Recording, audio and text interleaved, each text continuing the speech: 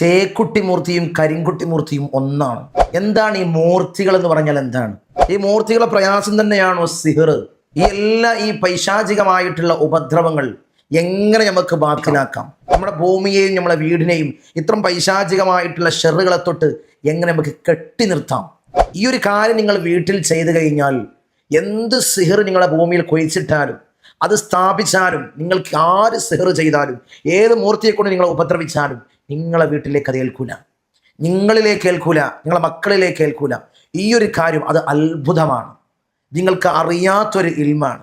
ഇൻഷാ അല്ലാഹ് ആരുടെയും സഹായമില്ലാതെ എവിടേക്കും നിങ്ങൾ പോവാതെ നിങ്ങൾക്ക് തന്നെ വീട്ടിലിരുന്നത് ചെയ്യാം. എങ്ങനെയാണ് ചെയ്യേണ്ടത്, ഏത് രീതിയിലാണ് ചെയ്യേണ്ടത്, എന്തൊക്കെ സാമഗ്രികളാണ് ഇതിലേക്ക് വേണ്ടത്, നമുക്ക് പഠിക്കാം. അള്ളാഹു സ്വീകരിക്കട്ടെ, അള്ളാഹു ഖബൂലാക്കട്ടെ. അസ്സലാമു അലൈക്കും. അൽഹംദുലില്ലാഹി വസ്സലാത്തു വസ്സലാമു അലാ അഷ്റഫിൽ മുർസലീൻ വഅലാ ആലിഹി വസഹ്ബിഹി അജ്മഈൻ. അമ്മാ ബഅദ്. സ്നേഹനിധികളായ എൻ്റെ മുത്തുമിനീങ്ങളെ, ഇൻഷാ അല്ലാഹ് ഇന്ന് നമ്മൾ ചർച്ച ചെയ്യുന്നത് ഒരു അത്ഭുതകരമായിട്ടുള്ള ഒരു അറിവിനെ പറ്റിയാണ്. ധാരാളം ആളുകൾക്ക് അറിവില്ലാത്തവരാണ് ഈ ഒരു വിഷയത്തെപ്പറ്റി. ഇത്തരം കാര്യങ്ങൾ ചെയ്യാൻ ധാരാളം ആളുകളെ പോയി സമീപിച്ചു. ഞങ്ങൾ ചൂഷണത്തിന് ഇരയായി, ഞങ്ങൾ ചതിയിൽ പോയി പെട്ടു എന്നൊക്കെ ധാരാളം ആളുകൾ സങ്കടം പറയാറുണ്ട്. ചെറിയൊരു കാര്യം നിങ്ങൾ ചെയ്താൽ ഇത്തരം പൈശാചികമായിട്ടുള്ള ഉപദ്രവങ്ങൾ നിങ്ങളെ വീട്ടിലോ, നിങ്ങളെ ഭൂമിയിലോ, നിങ്ങളെ മക്കളിലോ, ഭാര്യ ഭർത്താക്കന്മാരിലോ ഒരിക്കലും ആര് സിഹർ ചെയ്താലും, എത്ര വലിയ മൂർത്തിയെ വിട്ടാലും, എത്ര വലിയ പൈശാചികമായിട്ടുള്ള ഉപദ്രവങ്ങൾ നിങ്ങളെ ഭൂമിയിൽ സ്ഥിരമായിട്ടുണ്ട്, പോക്കുവരവ്, വരുത്തുപോക്ക് എന്നൊക്കെ പറയുന്ന ഇത്തരം തേരോട്ടങ്ങൾ നിങ്ങളെ ഭൂമിയിലുണ്ടെങ്കിൽ അതൊക്കെ ഇല്ലാതാവും. പൈശാചികമായിട്ടുള്ള അവസ്ഥകളെ തൊട്ട് നിങ്ങളെ ഭൂമിയും നിങ്ങളെ വീടും സുരക്ഷിതമാവാനുള്ള അത്ഭുതകരമായിട്ടുള്ള അമൽ. ധാരാളം ആളുകൾ സംശയം ചോദിക്കാറുണ്ട്, തങ്ങളെ ഈ ചേക്കുട്ടിപ്പാപ്പ എന്നൊക്കെ പറയുന്ന ഈ ചേക്കുട്ടി എന്ന ഈ പിശാജ്, ഓരോരുത്തർ പേരിട്ട് വിളിക്കുന്നതാണ്. നമ്മളെ കാഴ്ചപ്പാടിൽ എല്ലാതും പിശാചുക്കളാണ്, ശൈത്താന്മാരാണ്. എല്ലാതും ശൈത്താൻ്റെ ഒരു ഷെറാണ് നമ്മളത് കണക്കാക്കാറുള്ളത്. അത് ചേക്കുട്ടിയാണെങ്കിലും കരിങ്കുട്ടിയാണെങ്കിലും കൊടിമൂർത്തിയാണെങ്കിലും ഗുളികനാണെങ്കിലും അങ്ങനെ എണ്ണിയാൽ തീരാത്ത പിശാചുക്കളെ പേരുകളുണ്ട്. അത് ഏത് രീതിയിലൊരു പേരിട്ട് വിളിച്ചാലും എല്ലാം പൈശാചികമായിട്ടുള്ള ഷെറാണ്. ബ്രഹ്മരശസ്, വരുത്തുപോക്ക്, ഇതൊക്കെ പിശാചിൻ്റെ ഷെറാണ്, ഇതൊക്കെ പിശാചിൽ നിന്നുള്ളതാണ്. ഇതിൻ്റെ ബുദ്ധിമുട്ട് അനുഭവിക്കുന്ന ധാരാളം ആളുകളുണ്ട്. ചേക്കുട്ടിപ്പാപ്പയുടെ ഒരു വീഡിയോ, ചേക്കുട്ടി എന്ന പിശാചിൻ്റെ അതിൽ നിന്നുണ്ടാകുന്ന ഒരു ഉപദ്രവം, ചേക്കുട്ടിപ്പാപ്പ എന്നൊക്കെ നാട്ടിൽ പേരിട്ട് വിളിക്കുന്ന ഈ ഒരു പിശാചിൽ നിന്നുണ്ടാകുന്ന ഉപദ്രവം ഉള്ള ധാരാളം ആളുകൾ നമ്മൾ സമീപിച്ചിരുന്നു. അതിൻ്റെ ഓരോ ലക്ഷണങ്ങൾ നമ്മൾ പറഞ്ഞിരുന്നു. മുഖം കറുക്കൽ, മുഖം ഒരു പച്ച നിറത്തിലേക്ക് ആവൽ, ദേഷ്യം കൂടൽ, മുൻകോപം കൂടൽ, സ്നേഹമില്ലായ്മ, ടെൻഷന്, ഒറ്റയ്ക്കിരിക്കാനുള്ള ഒരു വിഭ്രാന്തി, മരണസമയത്ത് അങ്ങോട്ടും ഇങ്ങോട്ടുമില്ലാത്തൊരവസ്ഥയിൽ കിടക്കൽ, ഇതൊക്കെ ചേക്കുട്ടിപ്പാപ്പ എന്ന് പറയുന്ന ഇത്തരം പിശാചിൽ നിന്നുള്ള ഉപദ്രവമാണ്. കുറേ ആളുകൾ നമ്മളെ സമീപിക്കാറുണ്ട്. ഇനിയും ലക്ഷണങ്ങളുണ്ട്, ധാരാളം ലക്ഷണങ്ങളുണ്ട്. നമ്മൾ അതിനായിട്ടൊരു മജ്‌ലിസിൽ നമ്മൾ ചെയ്തിരുന്നു, ഒരു വീഡിയോസിന് നമ്മൾ ചെയ്തിരുന്നു. അങ്ങനെ കരിങ്കുട്ടി, ഇത്തരം പിശാചുക്കൾ, ഇത്തരം മൂർത്തികളുടെ പ്രയാസമുള്ള ധാരാളം ആളുകളുണ്ട്. ജീവിതം വഴിമുട്ടിപ്പോയവർ, ജീവിതത്തിൽ വലിയ പ്രയാസങ്ങൾ അനുഭവിക്കുന്നവർ. ഇതൊക്കെ എങ്ങനെയാണ് ഉണ്ടാകുന്നത്? എന്താണ് ഈ മൂർത്തി എന്നുള്ളത്? മൂർത്തി എന്ന് പറഞ്ഞാൽ അതൊരു പിശാചാണ്. പലതരം പിശാചുക്കൾ, അതാണ് ഈ മൂർത്തി എന്ന് പേരിട്ട് വിളിക്കുന്നത്. അത് എങ്ങനെയാണ് ഒരാൾ മൂർത്തിയുടെ ശല്യം നമ്മളിലേക്ക് അയക്കുന്നത്, അല്ലെങ്കിൽ നമ്മളെ ഭൂമിയിലേക്ക് അയക്കുന്നത്, അല്ലെങ്കിൽ നമ്മളെ ശരീരത്തിലേക്ക് അതിൻ്റെ ബാധ അയക്കുന്നവർ, വലിയതായി നമ്മളെ ഉപദ്രവിക്കാൻ വേണ്ടി ബാധ അയക്കുന്നവരുണ്ട്, അതിൻ്റെ തടസ്സങ്ങൾ അയക്കുന്നവരുണ്ട്. ഭൂമിയിലേക്ക്, അതായത് വീട്ടിലുള്ള എല്ലാവർക്കും വേണ്ടി ഇത് ചെയ്യുന്നവരുണ്ട്. പിന്നെ ആ വീട്ടിലുള്ള എല്ലാവർക്കും തടസ്സങ്ങളായിരിക്കും, ആ വീട്ടിലുള്ള എല്ലാവർക്കും ബുദ്ധിമുട്ടുകളായിരിക്കും. കടങ്ങൾ, ഒരു രൂപ പോലും കടമില്ലാത്തവർ കടങ്ങൾ പെരുത്തു വരികയാണ്. കോടിക്കണക്കിന് രൂപയുള്ള വീട്ടിൽ താമസിക്കുന്ന ആളുകൾക്ക് ഒരു നേരത്തെ ഭക്ഷണം പോലും കഴിക്കാൻ ബുദ്ധിമുട്ട് അനുഭവപ്പെടുകയാണ്. ഇതൊക്കെ ഈ മൂർത്തിയെ കൊണ്ടുള്ള തടസ്സങ്ങളും ഉപദ്രവങ്ങളാണ്. അത് നമ്മളെ വീട്ടിലേക്കോ, നമ്മളെ ഭൂമിയിലേക്കോ, നമ്മളിലേക്കോ അത് അയച്ചു കഴിഞ്ഞാൽ ഇത്തരം പ്രയാസങ്ങൾ ഉണ്ടാകും. അത് എങ്ങനെയാണ് ചെയ്യുന്നത്? പല രീതിയിലായിട്ട് ഇത് ചെയ്യാം. ഇതിൻ്റെ ഉപദ്രവങ്ങൾ കർമ്മങ്ങൾ ചെയ്തുകൊണ്ട് നമ്മളിലേക്ക് അയക്കുന്നവരുണ്ട്. അതിന് എന്തൊക്കെയോ മതി, നമ്മളെ വസ്ത്രം മതി, അല്ലെങ്കിൽ നമ്മളിന്ന് പിരിഞ്ഞ നഖമോ മുടിയോ ഏതെങ്കിലും ഒരു വസ്തു അവരുടെ അടുത്ത് എത്തിക്കഴിഞ്ഞാൽ അതിലേക്ക് നമ്മളെ പ്രയാസങ്ങൾ, നമ്മളിലേക്ക് ഇത്ര മൂർത്തിയുള്ള പ്രയാസങ്ങൾ അയച്ചു വിടാം. ഇതറിയാത്തവർക്ക് വേണ്ടിയാണ് നമ്മൾ പറയുന്നത്, ഇത് മനസ്സിലാക്കാൻ വേണ്ടിയാണ് പറയുന്നത്. എല്ലാം രണ്ടാമത്തെ വശം, നമുക്കൊരു ഗിഫ്റ്റോ നമുക്കൊരു സമ്മാനമോ തന്നുകൊണ്ട് അതിലൂടെ നമുക്ക് അയച്ചു വിടാം, അല്ലെങ്കിൽ ഭൂമിയിൽ സ്ഥാപിച്ചുകൊണ്ട് ഇത്ര മൂർത്തികളെ നമ്മളിലേക്ക് അയച്ചു വിടാം. ഇനി നാലാമത്തൊരു ഓപ്ഷനും കൂടി, കൈവശം പോലുള്ള പ്രയാസങ്ങൾ, അത് ഭസ്മം, മൂർത്തികൾക്ക് ഏത് മൂർത്തികൾ, പലതരം മൂർത്തികളുണ്ട് നമ്മൾ പറഞ്ഞല്ലോ, മൂർത്തികൾക്ക് ഇഷ്ടമുള്ള ഭസ്മം എടുത്തുകൊണ്ട് അതിലേക്ക് ഈ മൂർത്തിയെ ആവാഹിച്ചുകൊണ്ട്, പിന്നെ ഭക്ഷണത്തിലൂടെയും പാനീയത്തിലൂടെയും നമ്മളിലേക്ക് വയറ്റിലേക്ക് ആക്കി കഴിഞ്ഞാൽ ഇത്ര മൂർത്തികളുടെ പ്രയാസങ്ങൾ ഉണ്ടാവാം. ബാധയേൽക്കും. അപ്പോഴാണ് ശരീരത്തിലേക്ക് ബാധയേൽക്കുന്നത്. മറ്റുള്ളതൊക്കെ തടസ്സങ്ങളാണ്. ജീവിതത്തിൽ വലിയ തടസ്സങ്ങൾ ഉണ്ടാക്കാൻ കഴിയുള്ളൂ. കുപ്പിയിൽ കുഴിച്ചിട്ടാലും അതിൽ വലിയ ബുദ്ധിമുട്ട് ഇങ്ങനെ നമ്മുടെ ജീവിതത്തിൽ ഉണ്ടാകും. ശരീരത്തിലേക്ക് വയറ്റിലേക്ക് എത്തുമ്പോഴാണ് ബാധയായി മാറുന്നത്. അവന് ഇളകാൻ തുടങ്ങും,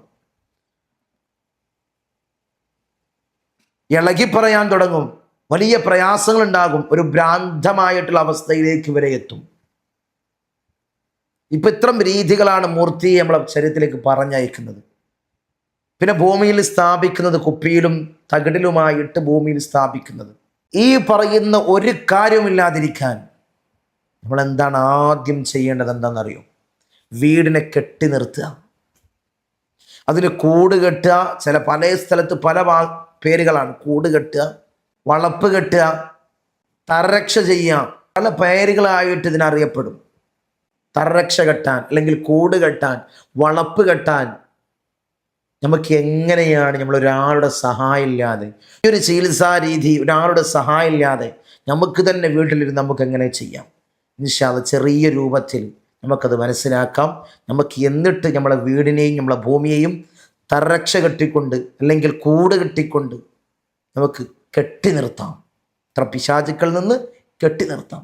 അത് പറയുന്നതിന് മുമ്പ് നമ്മളെപ്പോഴും മജ്‌ലിസിൽ സൂചിപ്പിക്കുന്നത് പോലെ ഇനി നേരിട്ട് കാണാനുള്ള അവസരം, ധാരാളം ആളുകളാണ് പല ഭാഗങ്ങളിൽ നിന്നായിട്ട് സങ്കടം പറയുന്നവർ, വിളിച്ചുകൊണ്ട് പ്രതിസന്ധികൾ അറിയിക്കുന്നവർ, ഇത്തരം പൈശാചികമായിട്ടുള്ള ഉപദ്രവത്തിൽ കുടുങ്ങി നിൽക്കുന്ന ആളുകൾ, സിഹർ സംബന്ധമായ ഇത്തരം പൈശാചികമായിട്ടുള്ള ഷെറുകളിൽ കാലങ്ങളായിട്ട് വർഷങ്ങളായിട്ട് ഇതിൻ്റെ ബുദ്ധിമുട്ട് അനുഭവിക്കുന്ന ധാരാളം ആളുകൾ നമ്മൾ സമീപിക്കുന്നവരുണ്ട്. തങ്ങൾ പറയുന്ന ഇത്തരം വിഷയങ്ങൾ ഞങ്ങളുടെ ജീവിതത്തിലുണ്ട്, ഒന്ന് നേരിട്ടൊന്ന് കാണണമായിരുന്നു, ഇനി എന്താണ് കൺസൾട്ടിങ് ഉള്ളത്, ഇനി എന്താണ് നോട്ടമുള്ളത് എന്ന് ചോദിച്ച് വിളിക്കുന്നവരുണ്ട്.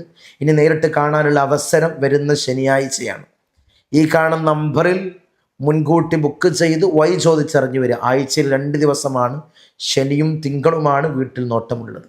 ഈ കാണുന്ന നമ്പറിൽ മുൻകൂട്ടി ബുക്ക് ചെയ്ത് ചോദിച്ചറിഞ്ഞു വരിക. അള്ളാഹു നമ്മുടെ സകല പ്രയാസങ്ങളും ഇടങ്ങേറുകളും ബുദ്ധിമുട്ടുകളും അള്ളാഹു തീർത്തു തരട്ടെ. ജീവിതത്തിൽ വലിയ റാഹത്ത് അള്ളാഹു പ്രദാനം ചെയ്യട്ടെ. എങ്ങനെയാണിത് ചെയ്യേണ്ടത്?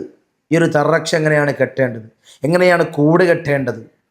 എങ്ങനെയാണ് വളപ്പ് കെട്ടേണ്ടത്? ഇതിന് വേണ്ട കാര്യങ്ങൾ 4 കുപ്പിയാണ് വേണ്ടത്. പിന്നീട് നമുക്ക് വേണ്ടത് കുറച്ച് മഞ്ഞൾ, കുറച്ച് വെള്ളം, കുറച്ച് ചുണ്ണാമ്പ്, കുറച്ച് കുരുമുളക്, കുറച്ച് ചുക്ക്.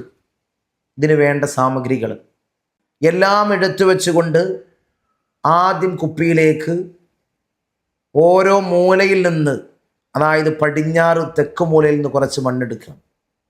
അതുപ്രകാരം പടിഞ്ഞാറ് വടക്ക് മൂലയിൽ നിന്ന് കുറച്ച് മണ്ണെടുക്കുക, വടക്ക് കിഴക്ക് മൂലയിൽ നിന്ന് കുറച്ച് മണ്ണെടുക്കുക. നമ്മളെ ഭൂമിയുടെ കേട്ടോ, വീടിൻ്റെ അല്ല, ഭൂമിയുടെ. അതുപോലെ കിഴക്ക് തെക്ക് മൂലയിൽ നിന്ന്, അപ്പോൾ 4 മൂലയിൽ നിന്ന് മണ്ണെടുത്തിട്ട്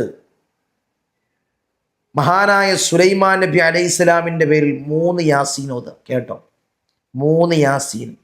സുലൈമാൻ നബിൻ്റെ പേരിൽ 3 യാസീൻ ഓതുക. എന്നിട്ട് ഈ 4 മൂലയിൽ നിന്നെടുത്ത മണ്ണിലേക്ക് ഇഷ്ഫി എന്ന് മന്ത്രിക്കുക. ആദ്യം എടുത്തതിൽ 1 എന്ന് അടയാളപ്പെടുത്തുക കുപ്പിയിൽ, 2, 3, 4 കുപ്പിയിൽ നമ്മൾ അടയാളപ്പെടുത്തിയിട്ട് പടിഞ്ഞാറ് തെക്ക് മൂലയിൽ നിന്നെടുത്ത മണ്ണ് ആ ഒന്നാമത്തെ കുപ്പിയിലിടുക, രണ്ടാമത്തേൽ അതിടുക, മൂന്നാമത്തെ പറഞ്ഞതിലിടുക, നാലാമത്തേലിടുക. എന്നിട്ട് കുറച്ച് മഞ്ഞൾ ആ കുപ്പിയിലേക്കിടുക, കുറച്ച് ചുണ്ണാമ്പ് കുപ്പിയിലേക്കിടുക, നാലിലിടുക. പിന്നെ കുറച്ച് വെള്ളം ഒഴിക്കുക. എന്നിട്ട് ഈ മണ്ണും ചുണ്ണാമ്പും മഞ്ഞളും വെള്ളം കൂടി ഒന്ന് മിക്സ് ആക്കുക. കുപ്പി അടച്ച് ഒന്ന് മിക്സ് ആക്കുക, എല്ലാ കുപ്പും. ഇതിനാണ് പറയുക കുരുതി കലക്കുക. കുരുതി കലക്കുമ്പോൾ മണ്ണിടൂല, പക്ഷെ നമുക്ക് ഭൂമിക്ക് വേണ്ടി തറച്ച് കെട്ടുമ്പോൾ നമ്മളിത് ചെയ്യാൻ വേണ്ടിയാണ് മണ്ണിടുന്നത്. എന്നിട്ട് അതിലേക്ക് കുറച്ച് കുരുമുളക്, കുറച്ച് ചുക്ക്, പൊടിയല്ല കേട്ടോ, കുരുമുളകിൻ്റെ മണി. സംശയം ഉണ്ടാവാതിരിക്കാൻ, കമൻറ്റ് ബോക്സിൽ വന്ന് സംശയം ചോദിക്കാതിരിക്കാനാണ് ക്ലിയറായിട്ട് പറയുന്നത്. കുരുമുളകിൻ്റെ കുരു, ഉണക്ക കുരുമുളക്. ചുക്ക്, ഇഞ്ചി ഉണങ്ങിയതാണ് ചുക്ക്. എന്താണ് ചുക്ക് എന്ന് ചോദിക്കുന്നവർക്ക് വേണ്ടിയാണ് ഇഞ്ചി ഉണങ്ങിയതാണ് ചുക്ക്. മനസ്സിലാവാത്തവർക്ക്, എല്ലാവർക്കും അറിയാമായിരിക്കും. ആ ചുക്ക് ചെറിയ കഷ്ണം മുറിച്ചിട്ട് ആ കുപ്പിയിലേക്ക് ഇടുക. 4 കുപ്പിയിലേക്ക് ഇടുക. എന്നിട്ട് അതിലേക്ക് നമ്മുടെ മാവ്, അതായത് മാമ്പഴം ഉണ്ടാകുന്ന മാവ്, അതിൻ്റെ കുറച്ച് കരി അതിലേക്ക് ഇടുക. ഈ പറയപ്പെട്ട സാധനങ്ങളൊക്കെ മൊത്തം ഇട്ടതിന് ശേഷം ടോപ്പ് ചെയ്യാം. മൂടി അങ്ങ് പൂട്ടുക, അടക്കുക. ടോപ്പ് ചെയ്ത് 4 ടോപ്പ് ചെയ്ത് നമ്മൾ ഉണ്ടാക്കി വെച്ച്, ഇൻഗ്രീഡിയൻസ് ഉണ്ടാക്കി വെച്ച്, ഈ സാധനങ്ങൾ ചെയ്യാനുള്ള കാര്യങ്ങൾ, കർമ്മം ചെയ്യാനുള്ള, അമല് ചെയ്യാനുള്ള കാര്യങ്ങൾ നമ്മൾ ഉണ്ടാക്കി വെച്ചു. എന്നിട്ട് 4 മൂലയിലും കുഴി ഒഴിക്കുക. ഇതൊക്കെ ഇസ്മുകളൊക്കെ എഴുതാനുണ്ട്, അതൊക്കെ തകിടിലാണ് എഴുതാറുള്ളത്. നിങ്ങൾക്ക് ചെയ്യാൻ പറ്റിയ കാര്യമാണ് പറയുന്നത്. തകിടൊക്കെ എഴുതുമ്പോൾ അതിനുള്ള ഇജാസിയത്ത് വേണം. മഹാന്മാരായ ഉപ്പാപ്പമാരുടെ കാവല് വേണം. എന്നാലേ തകിടിലൊക്കെ എഴുതാൻ കഴിയുള്ളൂ. എല്ലാവർക്കും എഴുതാൻ പറ്റിയതല്ല തകിട് എന്നുള്ളത്. അതിനൊക്കെ വലിയൊരു പൊരുത്തവും വേണം. ഉപ്പാപ്പമാർ പകർന്നു തന്നതായിരിക്കണം. അതാണ് ഞാൻ പറയുന്നത്, പലപ്പോഴായിട്ട് പറയുന്നത്, പാരമ്പര്യമായിട്ടുള്ളതിലേ നമ്മൾ വിശ്വസിക്കാം. ഒരു സുപ്രഭാതത്തിൽ വന്നുകൊണ്ട് ഇത്തരം കാര്യങ്ങൾ ചെയ്യുന്ന ആളുകളുടെ അടുത്തേക്ക് പരമാവധി പോവാതിരിക്കുക. പാരമ്പര്യമായിട്ട് സാദാത്യങ്ങൾ, ഉസ്താദുമാരുണ്ടാകും. കാരണം അവർക്ക് അവരുടെ ഉസ്താദ്, ഇതിനൊരു പരമ്പര, ഇതിനൊരു സനദ് വേണം. ആ സനദുള്ള ആളുകളുമായിട്ട് നിങ്ങൾ സമീപിക്കാൻ ശ്രദ്ധിക്കുക. അല്ലെങ്കിൽ നിങ്ങൾ ചതിക്കുയിൽ വന്നു പെടും, ചൂഷണത്തിന് ഇരയാകും. അതുകൊണ്ടാണ് പറയുന്നത് ഇത്തരം വിഷയങ്ങളിൽ എവിടെയാണ് സത്യം, എവിടെയാണ് കള്ളമുള്ളത് എന്ന് നമുക്ക് മനസ്സിലാക്കാൻ കഴിയില്ല. അത്രയും ചൂഷണത്തിന് ഇരയാവുന്നവരുണ്ട്. നമ്മുടെ അടുത്തേക്ക് വന്ന് തന്നെ സങ്കടം പറയുന്നവരുണ്ട്. ഇൻഷാ അല്ലാഹ് അതുകൊണ്ടാണ് പറയുന്നത് ഇതിനൊക്കെ ഒരു സനദുള്ള സാദാത്യങ്ങളാകുമ്പോൾ അവരുടെ ഉപ്പാപ്പമാർ, അവരുപ്പ അങ്ങനെ കൈമാറി തന്നതായിരിക്കും ഈ അസ്മാഉൽ സമാവാത്തിൻ്റെ ഈ ചികിത്സാ രീതി. അത് ഉസ്താദുമാരാണെങ്കിലും അങ്ങനെ തന്നെ ആയിരിക്കും. ഇതൊക്കെ നോക്കിയിട്ടും കാര്യങ്ങൾ മനസ്സിലാക്കിയിട്ടും ആവണം പോവാൻ. ഇൻഷാ അല്ലാഹ്. എന്നിട്ട് 4 ഭാഗങ്ങൾ കുഴി ഒഴിച്ചിട്ട്, 4 മൂലയിൽ കുഴി ഒഴിച്ചിട്ട്, ആദ്യം 1 എന്ന് എഴുതി, അതായത് പടിഞ്ഞാറ് തെക്ക് മൂലയിലേക്ക് പോവുക. 1 എന്ന് എഴുതിയ കുപ്പി കുഴിയിലേക്ക് ഇറക്കി വെക്കുക. അവിടെ നിന്നുകൊണ്ട് ഒരു ബാങ്ക്, ഒച്ചത്തിലല്ല, രാത്രി ചെയ്യുന്നതായിരിക്കും ഏറ്റവും ഉത്തമം. അതായത് രാത്രി ഉറക്ക ബാങ്ക് കൊടുക്കണ്ട, ചെറിയൊരു സൗണ്ടിൽ, അവിടെ കേൾക്കുന്ന സൗണ്ടിൽ ചെറിയൊരു ബാങ്ക്, അവിടെ ഇരുന്ന് കൊണ്ട് ബാങ്ക് കൊടുക്കുക. കുപ്പി കുഴിയിലേക്ക് വെച്ച് ബാങ്ക് കൊടുക്കുക, ഇക്കാമത്ത് കൊടുക്കുക. എന്നിട്ട് ഇഷ്ഫി എന്ന് പറഞ്ഞുകൊണ്ട് ഈ കുഴിയിലേക്ക് മന്ത്രിച്ച് മൂടുക. രണ്ടാമത്തേലേക്ക് വരിക, അതായത് പടിഞ്ഞാറ് വടക്ക് മൂലയിലേക്ക്, രണ്ടാമത്തെ കുപ്പിയായിട്ട്. അവിടെ നിന്നായിരുന്നു ഈ മണ്ണെടുത്തത്. അവിടെ നിന്നുള്ള മണ്ണാവണം ഈ കുപ്പീനകത്തുള്ളത്. അതാദ്യം ശ്രദ്ധിക്കണം. ആ കുപ്പി കുഴിയിലേക്ക് വെക്കുക, ബാങ്ക് കൊടുക്കുക, ഇക്കാമത്ത് കൊടുക്കുക, മൂടുക. 4 അപ്രകാരം തന്നെ കണ്ടിന്യൂസ് ആയിട്ട് ചെയ്യുക.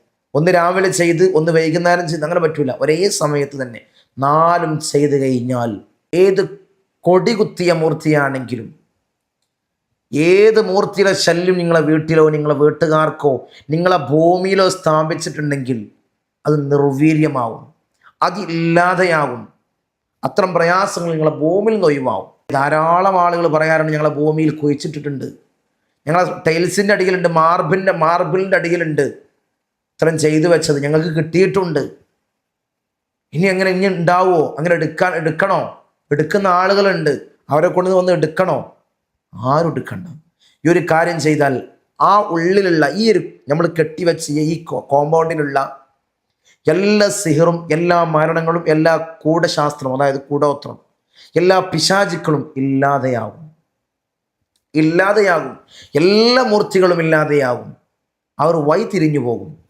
വഴിതിരിഞ്ഞു പോകുമെന്ന് പറഞ്ഞാൽ എവിടുന്നാണോ ഇവർ അയച്ചത്, ആര് സേവ നടത്തുന്ന മൂർത്തികളാണോ, ഈ ഒരു മൂർത്തിയെ സേവിക്കുന്നവരാരാണോ, അവരാണിത് വിട്ടത്, അവരിലേക്ക് തന്നെ അത്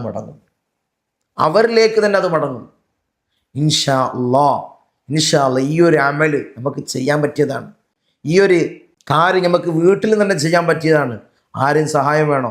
ഇതൊക്കെ നമുക്ക് കിട്ടുന്നതല്ല. ഞാൻ പറയുന്നത് കാര്യം കുരുമുളക്, ചുക്ക്, മഞ്ഞൾ, വെള്ളം, ചുണ്ണാമ്പ് ഒക്കെ നമുക്ക് കിട്ടുന്നതാണ്.